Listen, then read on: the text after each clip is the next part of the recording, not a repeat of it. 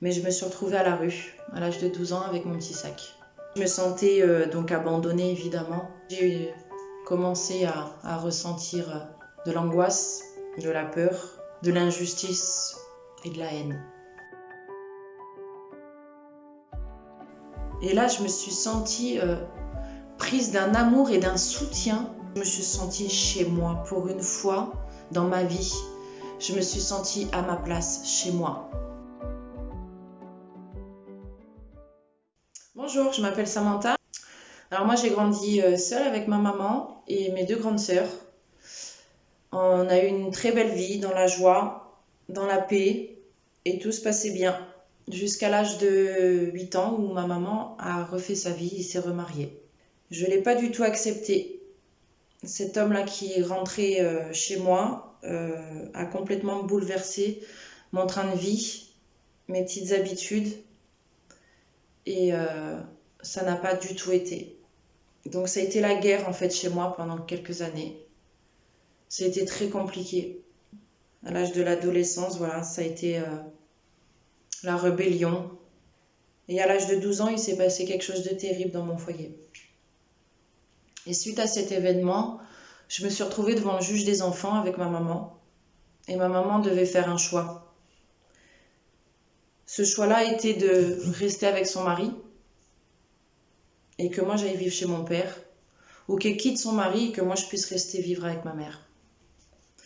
Ma maman a gardé son mari. Donc du jour au lendemain, je me suis retrouvée à prendre mes affaires et partir vivre chez un homme que je connaissais pas. Malgré que ce soit mon père, c'était un inconnu pour moi. Je me suis retrouvée chez lui. On a commencé à se disputer, évidemment, parce qu'il imposait ses règles que moi j'acceptais pas. Et au bout de 2 jours, j'ai décidé en fait de prendre mes affaires et de partir. Personne n'est venu me rechercher. Et moi, j'ai rien dit à personne parce que sinon, on m'aurait mis dans un foyer.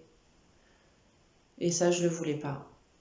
C'était pas possible pour moi. Donc, j'ai rien dit. Mais je me suis retrouvée à la rue, à l'âge de 12 ans, avec mon petit sac. J'ai dormi sur des plages, j'ai dormi dans des cages d'escalier, j'ai dormi chez des copains, chez des copines, tout en mentant, en ne disant pas la vérité. Mais en moi, vous savez, j'ai commencé à ressentir de l'angoisse, de la peur, de l'injustice et de la haine. Et un soir que je dormais dans une cage d'escalier, j'ai prié Dieu. Je ne le connaissais pas, on m'avait jamais parlé de Dieu. Chez nous, c'était pas des sujets de conversation. Mais je l'ai prié ce soir-là et je dis Seigneur, aide-moi, me laisse pas comme ça dehors. J'avais peur, j'avais tellement peur, je me rappellerai toute ma vie. Et le lendemain, je retourne à l'école. Et en fait, il y avait tous mes amis. Je leur avais pas dit ce qui s'était passé. Et il y avait une famille de voyageurs là où j'habitais, dans le quartier. Évidemment, c'était la famille qu'il fallait pas fréquenter, c'était la famille qui était mal vue. Ils n'étaient pas comme nous, évidemment. C'était des voyageurs, nous on est des sédentaires, on n'a pas confiance. Mais moi, c'est cette famille qui m'a ouvert la porte de chez eux, qui m'a nourri pendant 5 ans, qui m'a donné des vêtements propres, qui m'a fait manger, qui m'a fait dormir au chaud et qui m'a élevé pendant toutes ces années. Donc là, déjà, Dieu avait entendu mes prières parce que je lui demandais de me sortir de cette galère. Il l'a fait. Donc à l'âge de 15 ans, 16 ans, en fait, la rébellion, l'injustice a grandi en moi. Je me sentais donc abandonnée, évidemment.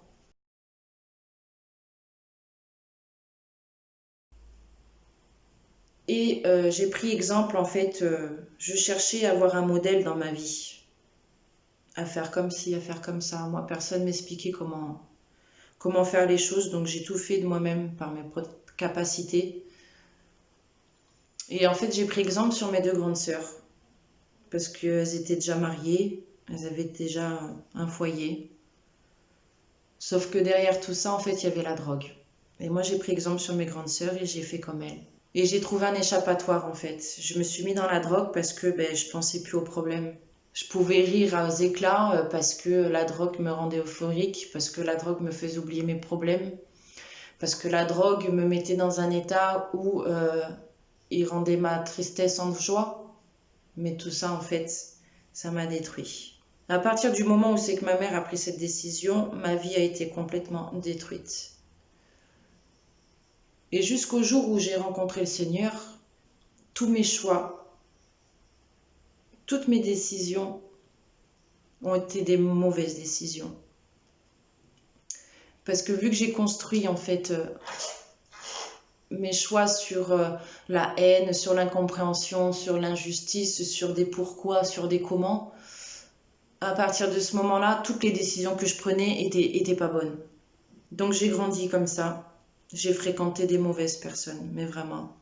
Je voulais me rebeller pour montrer que moi je pouvais y arriver, que moi j'étais capable, que moi j'étais quelqu'un. Parce qu'en fait, je voulais montrer tout le contraire de ce qu'on m'avait appris. Que moi j'étais rien puisqu'on m'avait abandonné. Que moi j'étais rien parce que ma mère préférait mon beau-père à moi. Donc je me donnais une image qui n'était vraiment pas la mienne. J'ai grandi, j'ai voyagé, j'ai beaucoup voyagé. J'ai beaucoup appris des gens, j'ai beaucoup appris du monde. J'ai essayé de construire ma vie au mieux, mais rien n'y faisait vraiment, vraiment. J'ai voulu construire mon propre foyer. J'ai eu 2 enfants, deux très beaux enfants. Mais mon foyer n'a pas marché non plus, évidemment. J'étais dans un état de solitude totale. C'est-à-dire que pour mon foyer, en fait, aimer, je ne savais pas comment aimer. Puisque moi-même, je n'ai jamais été aimée. Donc c'était très compliqué. Très compliqué, même dans des relations amicales. J'attendais beaucoup de mes amis, mais j'ai toujours été déçue. J'attendais beaucoup de mes sœurs, mais elles avaient déjà leur vie. J'attendais beaucoup de tout et j'avais rien. Alors à chaque fois que je voulais faire quelque chose, je mettais tout mon cœur, mais rien ne marchait. Donc j'ai été toujours déçue dans le monde. Le monde ne m'a rien offert, le monde m'a tout pris. Le monde m'a tout dérobé. Le monde m'a tout volé. Mon argent, mon humilité, tout. Le monde m'a tout pris. J'ai eu des bons moments, mais c'était qu'éphémère. Et un jour, j'avais mes 2 enfants et ma vie allait vraiment plus mal. Je me droguais plus, j'avais pardonné à ma mère. J'avais grandi comme ça dans ce que je pouvais faire le mieux. Donc je me raccrochais à mes enfants. Mais un jour, j'ai eu un problème aussi avec mes enfants, un de mes enfants. Donc j'ai dû partir de chez moi parce que ça n'allait plus. J'étais dans un état de problème qui me surpassait. Et j'ai voulu quitter là où j'habitais. Et par l'intermédiaire d'une personne, je me suis retrouvée dans le Var, à Villeauban. J'ai trouvé une maison par la grâce de Dieu. Et dans cet endroit-là, en fait, mes voisins étaient des chrétiens. Moi, l'évangile, j'ai jamais entendu parler de l'évangile. Les musulmans, oui. Les chrétiens comme ça, oui. Les catholiques, oui. L'évangile, jamais. C'était un mot inconnu pour moi. Et donc mes voisins étaient des chrétiens évangéliques qui voyaient la vie que je menais. Et tous les matins, donc on emmenait les enfants à la même école, évidemment. Et tous les matins, cet homme-là, ce chrétien, me parlait de Dieu. Il me donnait un verset. On parlait, on discutait, mais ça pouvait durer pendant une demi-heure, 1 heure. Et je rentrais chez moi, en fait, et je me sentais apaisée, je me sentais bien. Et en fait, je me suis aperçue que tous les matins, j'attendais ce petit moment. J'attendais ce moment où je pouvais parler de Dieu. Et en fait, la foi s'est remis devant moi. J'ai retrouvé de l'espérance, en fait, dans les paroles qu'il me disait. J'ai retrouvé de la force dans les versets qu'il me donnait. Et j'étais vraiment plus mal dans ma vie. Je devais faire 42 kilos. J'étais presque anorexique, que j'arrivais même plus à manger tellement j'avais des problèmes par-dessus la tête. Et un soir, il m'a dit « Samantha, viens, on t'emmène dans une réunion. » J'ai dit « D'accord, allez, on y va. » Depuis le temps qu'il me parlait des réunions, de Dieu, j'avais envie d'y aller. Je me suis retrouvée dans une réunion d'Espagnols. Au début, ça fait tout drôle, parce que je me sentais encore étrangère, un endroit que je connaissais pas, donc tous ces sentiments-là étaient un petit peu difficiles pour moi. Mais au bout de même pas 5 minutes, j'ai ressenti un amour dans cette pièce. Je voyais les gens qui me parlaient, je ressentais un amour, et ça, c'était l'amour de Dieu. Je me suis assise, et j'avais donc ma voisine qui était là aussi. Et l'homme, là, le pasteur, a commencé à prêcher. Il a dévoilé ma vie sur place. Je regardais ma voisine, là, elle me tenait la main et elle a commencé à prier pour moi parce qu'en fait j'étais en larmes. J'ai commencé à pleurer, mais toutes les larmes de mon corps. Mais vraiment parce que ce pasteur-là était en train de dévoiler ma vie. J'avais jamais rien dit à personne ni à qui que ce soit. Et là, je me suis sentie prise d'un amour et d'un soutien.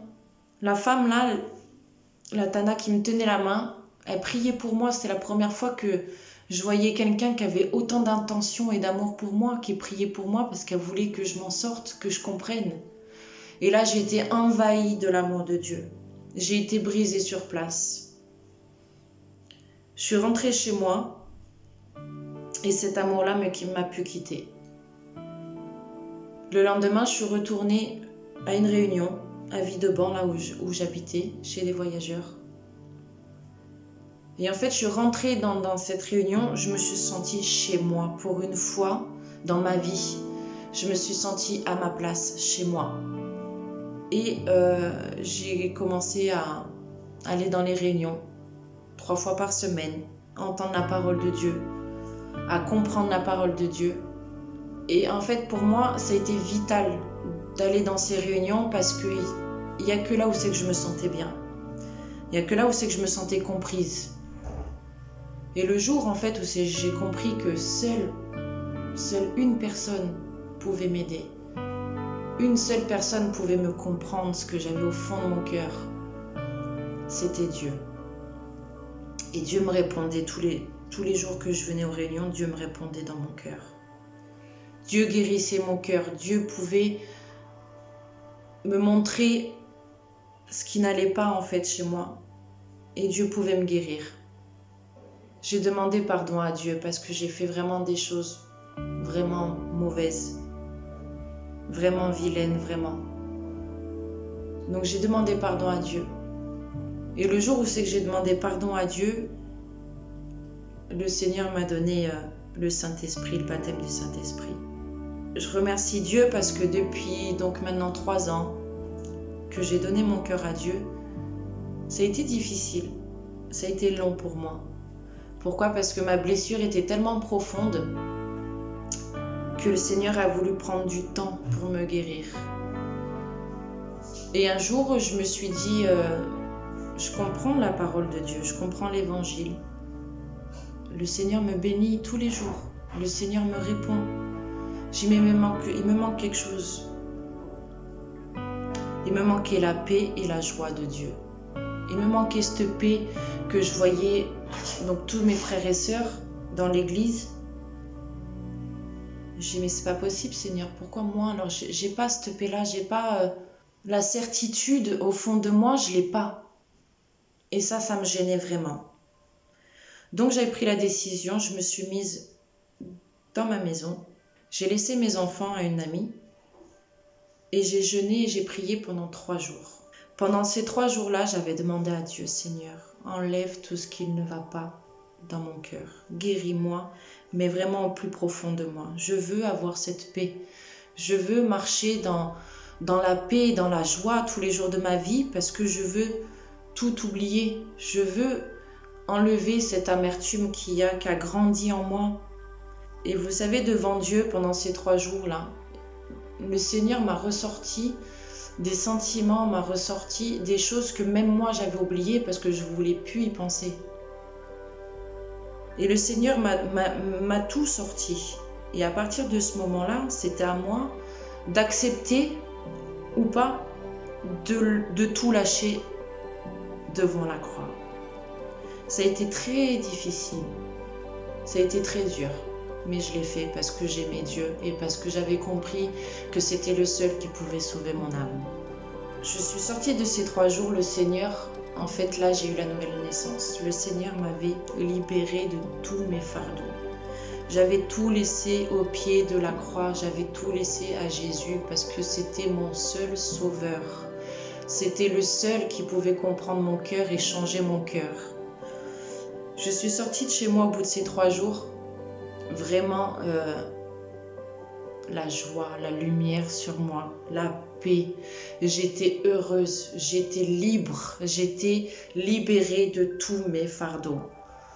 Ça a été une rencontre magnifique. Ça a été dur, ça a été long, mais vraiment, qu'est-ce que ça valait le coup. Ça valait le coup parce que au jour d'aujourd'hui, ça fait maintenant 1 an que je suis baptisée. Ça fait 3 ans que j'ai donné mon cœur à Dieu. Et ça fait 3 ans que, enfin, je vis. Ça fait 3 ans que je suis libre dans mon corps. Ça fait 3 ans que je suis sauvée, que mon âme est libre par la grâce et l'amour de Dieu. Je suis heureuse dans ma vie tous les jours et je rends grâce tous les jours à Dieu. Parce que je me suis rendu compte que depuis le jour où c'est que j'avais invoqué Dieu dans cette cage d'escalier, le Seigneur ne m'avait jamais quittée.